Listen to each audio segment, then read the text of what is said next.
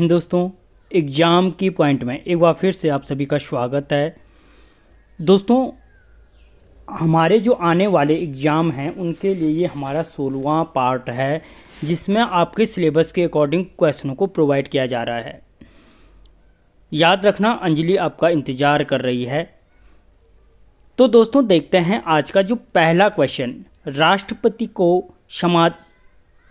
क्षमादान होना था। दोस्तों, राष्ट्रपति को क्षमादान करने की शक्ति किस अनुच्छेद के अनुसार दी गई है? दोस्तों, जो राष्ट्रपति को क्षमादान करने की जो शक्ति दी गई है वो आर्टिकल किसके अनुसार 72 के अनुसार दी गई है। और अगर पूछा जाए दोस्तों कि राष्ट्रपति को आर्टिकल 72 के अकॉर्डिंग यहाँ पे कितने प्रकार की क्षमादान शक्तियाँ दी गई हैं, तो याद रखना 5 प्रकार की क्षमादान शक्तियाँ दी गई हैं।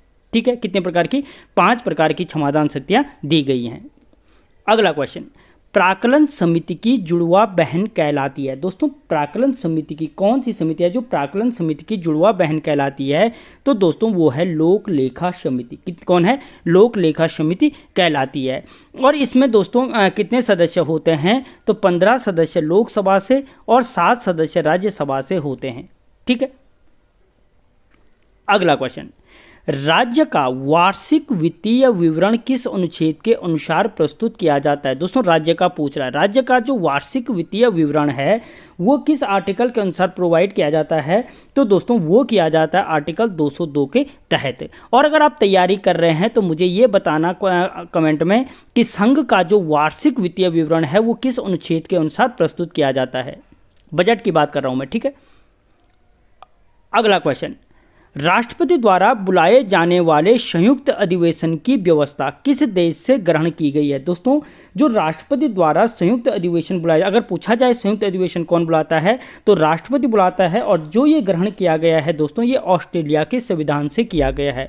कहाँ के संविधान से किया गया है? ऑस्ट्रेलिया के संविधान से किया गया है। और किस आर्टिकल के तहत संयुक्त अधिवेशन बुलाया जाता है? आर्टिकल 108 के तहत बुलाया जाता है। और अगर पूछा जाए इसकी अध्यक्षता कौन करता है तो लोकसभा अध्यक्ष क्या होता है? इसका अध्यक्ष होता है। ठीक है, मोस्ट इंपॉर्टेंट है। अगला क्वेश्चन, कर्णावती व मुगल सेना के बीच युद्ध का वर्णन प्राप्त होता है। दोस्तों, महारानी कर्णावती ने शाहजहां के सैनिकों के नाक पकड़कर उनके नाक काट दिए थे।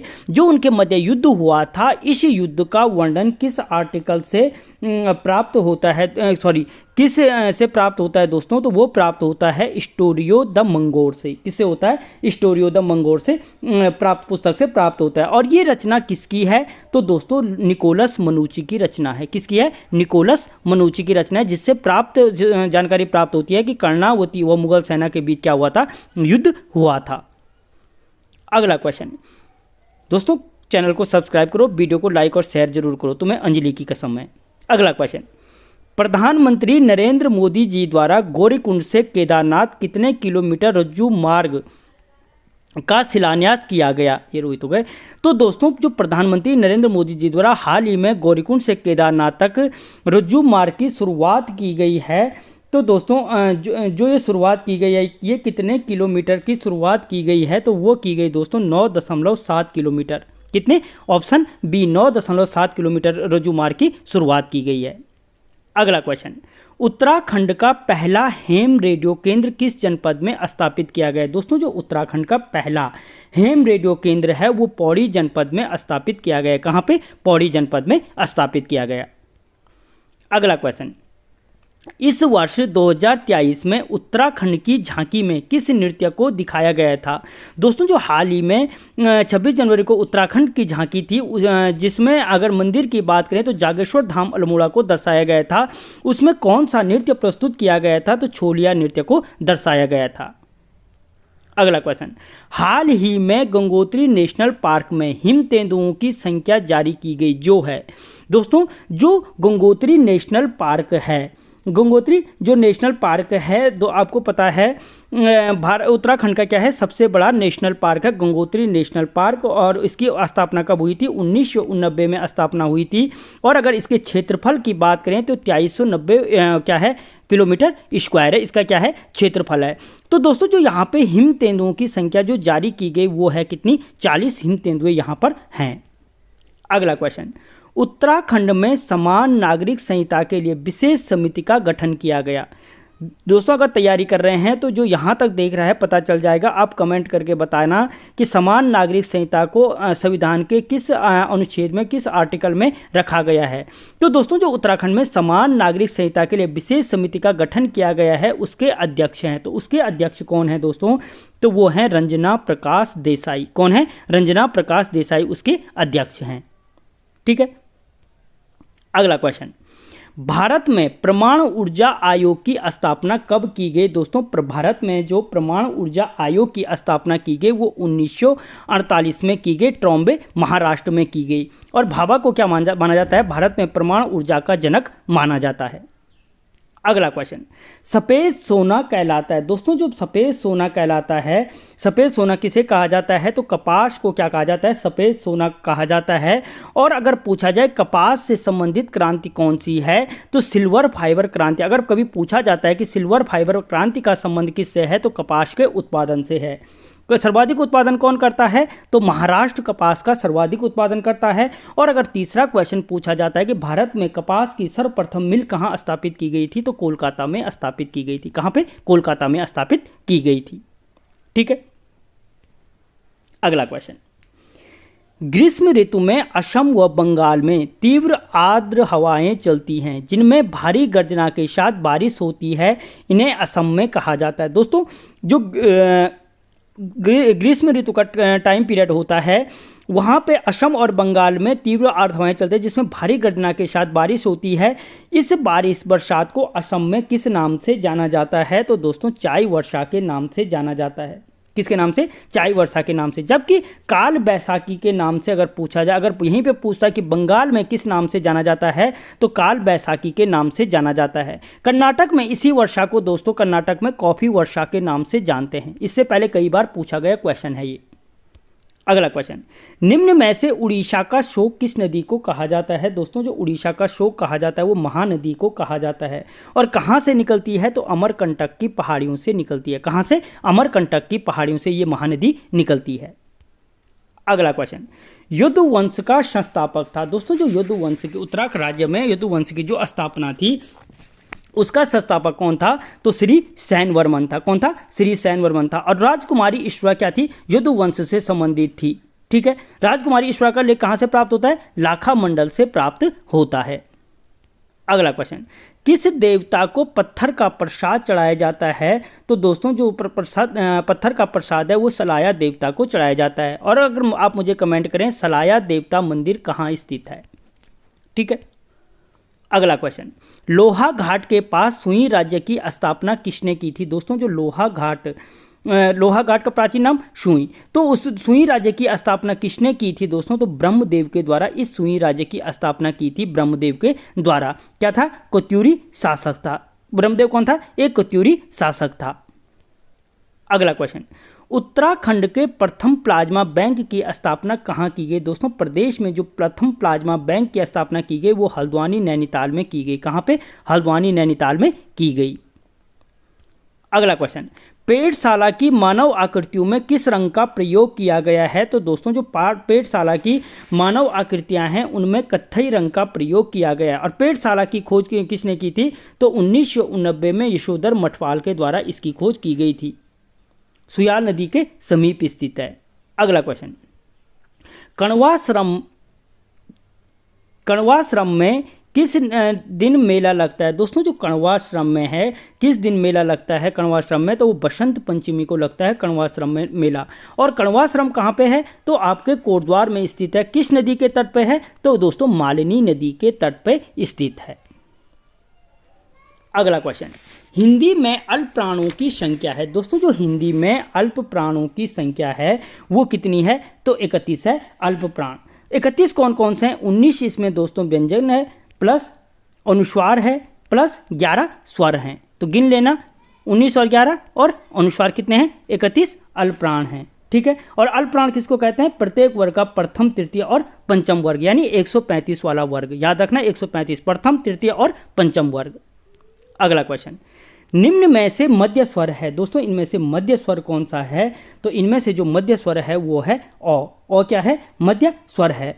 उदासीन स्वर भी इसी को कहा जाता है। और अग्र स्वर की बात करें हम तो जो ई ए आई री हैं वो अग्र स्वर हैं, जबकि बाकी जो बचे वो सारे क्या हैं, पश्च स्वर हैं।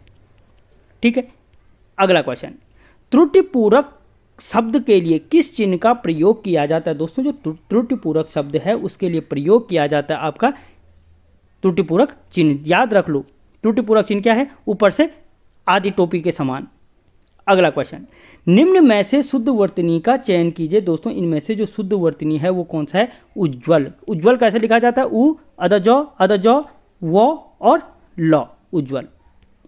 अगला क्वेश्चन, रीति अनुसार शब्द का सही संधि विच्छेद होगा। दोस्तों जो रीति अनुसार शब्द है उसका सही संधि विच्छेद क्या होगा, रीति धन अनुसार। अगला क्वेश्चन, वाचस्पति किस समास का समस्त पद है? तो दोस्तों जो वाचस्पति है वो उलुक तत्व या अलुक तत्पुरुष समाज का क्या है, समस्त पद है। किसका, अलुक तत्पुरुष। वाचस्पति, युधिष्ठिर, ये सारे अलुक तत्पुरुष समाज के क्या हैं दोस्तों, समस्त पद हैं। अगला क्वेश्चन, तीर किस भाषा का शब्द है? दोस्तों जो तीर है वो किस भाषा का शब्द है, वो फारसी भाषा का शब्द है तीर। इसके अलावा तेज, जोर, जिगर, ये सारे क्या हैं दोस्तों, फारसी भाषा के शब्द हैं। तीर, तेज, जोर, जिगर। ठीक है, अगला क्वेश्चन, उसका उत्तरीय उस पर बहुत जच रहा था, रेखांकित शब्द का विलोम होगा। दोस्तों उसका उत्तरीय उस पर बहुत जम रहा था, इसका जो विलोम शब्द होगा वो कौन होगा, अधोवस्त्र। क्या होगा, उत्तरीय का अधोवस्त्र होगा। अगला क्वेश्चन, सिलीमुख निम्न में से किसका पर्यायवाची शब्द है? दोस्तों जो सिलीमुख शब्द है निम्न में से किसका पर्यायवाची शब्द है, तो भौरे का पर्यायवाची शब्द है सिलीमुख।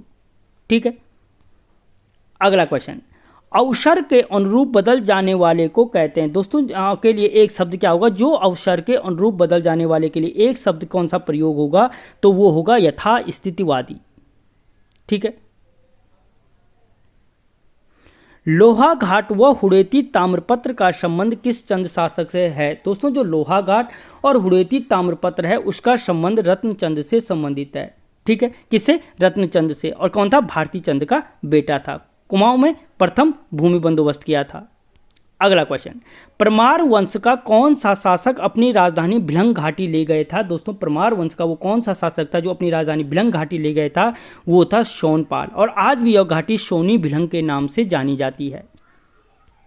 अगला क्वेश्चन, कॉमन पिकॉको लिम्बा बुक में भारत की सबसे सुंदर तितली का खिताब कब दिया गया था? तो दोस्तों वो दिया गया था 1996 में। कब दिया गया, 1996 में। राज्य तितली कॉमन पिकॉक या लॉगमोर के नाम से जानते हैं और इसका बॉटनिकल नाम क्या होगा, पेपिलियो बाइनर होगा।